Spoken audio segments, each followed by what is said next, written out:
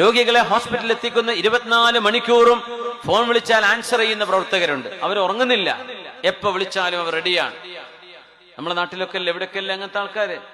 ഏത് പ്രയാസം വന്നാലും നമുക്ക് അവരെ വിളിച്ചാൽ മതി, ആ കുട്ടികൾ റെഡിയാണ്. ഭയങ്കര പ്രതിഫലല്ലേ ഇതിനൊക്കെ. ഫുൾ ടൈം ഏത് സമയത്തും വിളിച്ചോളൂട്ടോ, ഞങ്ങൾ പറ്റുന്ന സേവനം ചെയ്യും. ശരീരം കൊണ്ട് ത്യാഗം ചെയ്യുന്നവർ ഇവരെല്ലാം അല്ലാഹുവിന്റെ അടുത്ത് ഏറ്റവും വലിയ പ്രതിഫലമുള്ളവരാണ്.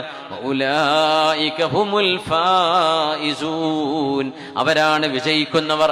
അവർ വിജയിക്കുന്നവരാണ്, സ്വർഗം കിട്ടുമെന്ന് മാത്രമല്ല, ഖാലിദീന ഫീഹാ അബദാ, ഒരിക്കലും മരണമില്ലാത്തൊരു ലോകം. അല്ലാഹു സ്വർഗലോകത്തവർക്ക് ആരാമങ്ങൾ ഒരുക്കി വെച്ചിരിക്കുന്നു എന്ന് ഖുർആൻ പറയുന്നു. എന്നിട്ട് പറഞ്ഞ വാക്ക്, സമുദായത്തിന്റെ സേവനം, ജനങ്ങൾക്ക് നാടിനെ സേവനം ചെയ്യുന്നത് നമ്മുടെ ദീനിന്റെ മുഖമുദ്രയാണ്.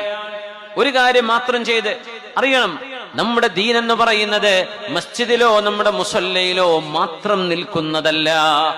ജീവിതത്തിൽ മുഴുവൻ ദീനുണ്ട്, നമ്മൾ ഇടപെടുന്നിടത്ത് മുഴുവൻ ദീനുണ്ട്. അതുകൊണ്ട് ഉമ്മത്തിന് സേവനം ചെയ്യാൻ മുന്നോട്ട് വരണം.